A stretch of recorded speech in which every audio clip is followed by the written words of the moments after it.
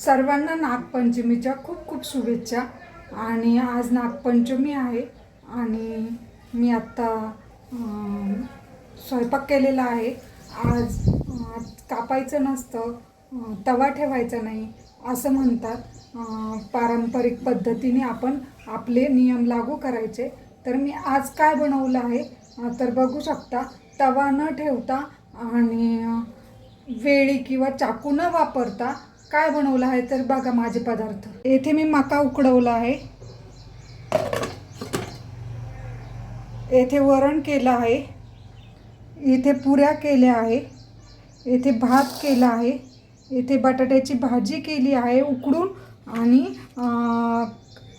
यानेच कट केलं आहे आपलं हाताने आणि उचटण्याने। आणि असं माझं किचनमध्ये मी बनवलेलं आहे। तर अशा प्रकारे मी स्वयंपाक केलेला आहे। मी आता काही स्वयंपाक केला आहे किचनमध्ये आल्या म्हणजे ऑफिसमधून आल्यानंतर। आणि मी आज व्हाईट कपडे घातलेले आहे। आज श्रावणी सोमवार आणि तसेच नागपंचमी देखील आलेली आहे। हे दोन्ही सण एकत्र आलेले आहेत। तर त्यामुळे आज दोन्ही सण आपल्याला साजरे करायचे आहे। आज हा दुर्मिळ योग आलेला आहे की नागपंचमी आणि श्रावणी सोमवार दोन्ही एकत्र आलेले आहे। तर मी तुम्हाला दाखवलं सकाळी मी काय स्वयंपाक केलेला आहे, त्या पद्धतीने संध्याकाळी सुद्धा तसंच केलेलं आहे त्या। आणि आज मला नागपंचमी आणि श्रावणी सोमवार म्हणजे शंकराच्या पिंडीची पूजा करायची आहे। तर मी कशा पद्धतीने करते ते दाखवते। आणि मी त्यासाठी लाह्या, फुटाणे, बेलपत्र, फुलं असे सगळं खरेदी करून आणलं येताच। आणि वस्त्रमाळ, पुन्हा फोटो नागपंचमीचा माझ्याकडे नव्हता, मी आत्ता घेऊन आले संध्याकाळी ऑफिसवरनं येता। तर अशा प्रकारे आणि कशा पद्धतीने पूजा करते मी ते दाखवते आणि त्याबद्दल माहिती सांगण्याचा प्रयत्न करेल थोडक्यात। तर तुम्हाला आवडल्यास तुम्ही व्हिडिओला नक्की सबस्क्राईब करा आणि व्हिडिओला लाईक करा, शेअर करा। आणि माझ्या घरात हे लावलेलं आहे।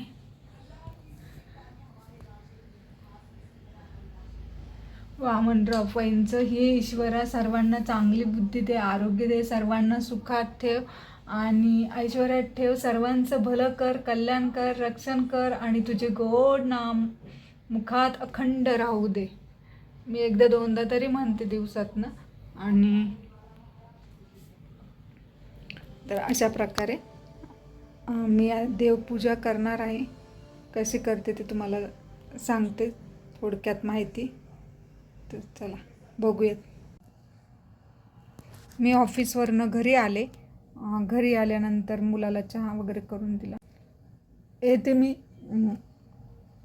महादेवाची पिंड घेतली आहे आणि महादेवाच्या पिंडीला दुधाने अभिषेक घातला आणि बेलपत्राने हे अभिषेक करावा। आणि त्यानंतर अभिषेक केल्यानंतर मी फुलं, बेलपत्र आणि तांदळाची शिवामूठ वाहिली।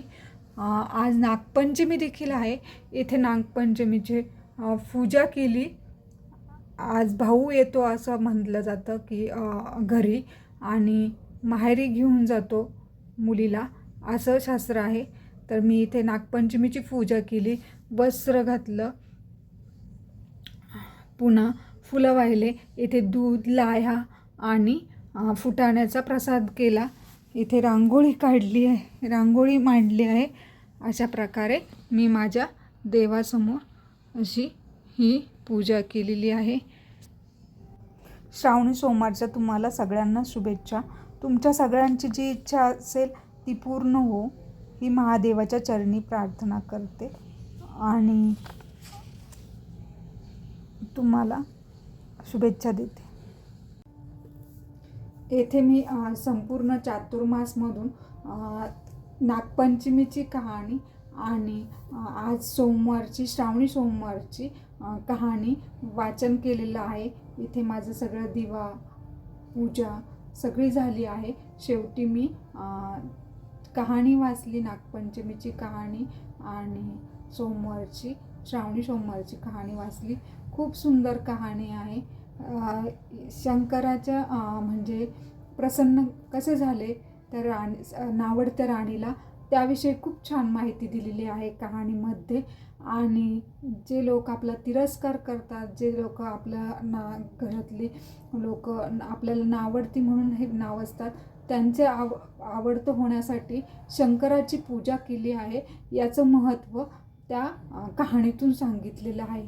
आणि नागपंचमीच्या कहाणीत असं सांगण्यात आलेलं आहे की एका राजाच्या सुनेला भाऊ नसतो, कुणी नातेवाईक नसतात, तर ती नागोबा म्हणजे नागोबा मला न्यायला येईल, माझा भाऊ आहे तो, असं म्हणते. तर तिला ब्राह्मण वेशात नागोबा न्यायला आले व त्यांनी तिला बहीण म्हणून स्वीकारलं आणि तिला ते माहेर मिळालं असं त्या नागपंचमीच्या कहाणीत सांगितलेलं आहे. आणि ती दर नागपंचमीला भाऊ म्हणून नागोबा रायांची पूजा करायची, अशी ही कहाणी आहे नागपंचमीची. आणि म्हणून तेव्हापासून ही प्रसिद्ध झालेली आहे कहाणी. त्याच दिवशी नागपंचमीच्या दिवशीच तिला नागोबा हे ब्राह्मण वेशात न्यायला आले होते आणि त्यामुळं नागपंचमी ही साजरी केली जाते. मुलींना माहेर पण मिळावं असं त्या कहाणीतून दिसतंय, म्हणजे महत्त्व सांगितलं जातं आहे. अशा प्रकारे ही कहाणी आहे. तर मी दोन्ही कहाण्या वाचल्या, खूप छान वाटलं आणि मी देवपूजा केली, मला खूप प्रसन्न वाटलं. मी देवासमोरच बसलेली आहे आत्ता. आणि हे संपूर्ण चातुर्मास खूप छान पुस्तक आहे. ज्या नवीन मुलींना समजत नसेल, काही येत नसेल, काही कळत नसेल कहाणीविषयी, तर खूप छान माहिती आहे. सगळं आहे याच्यात. आरत्या, पूजा कशी करायची वगैरे सगळी माहिती आहे. हे संपूर्ण चातुर्मास हे पुस्तक नक्की खरेदी करा आणि म्हणजे सगळे सण साजरे करू शकताल तुम्ही, काही माहीत नसलं तरी. आणि छान अशी कहाण्या आहेत, आपल्याला त्याच्यातून खूप माहिती मिळते. आणि मी हे पुस्तकाचा वापर करते नेहमीच. आणि प्रत्येक कुटुंबाचा एकमेव शास्त्रोक्त संदर्भ ग्रंथ म्हणून संपूर्ण चातुर्मास हा वापरला जातो. हे श्री जोशी गुरुजी यांनी लिहिलेलं आहे. तर बरंच व्रतवैकल्य, उपासना, प्रभावित, तोडग्यांसह सगळी माहिती या संपूर्ण चातुर्मासमध्ये आहे. तर तुम्हाला हा व्हिडिओ कसा वाटला? व्हिडिओ आवडला असेल तर व्हिडिओला लाईक करा, शेअर करा, सबस्क्राईब करा. Thank you so much. नमस्कार.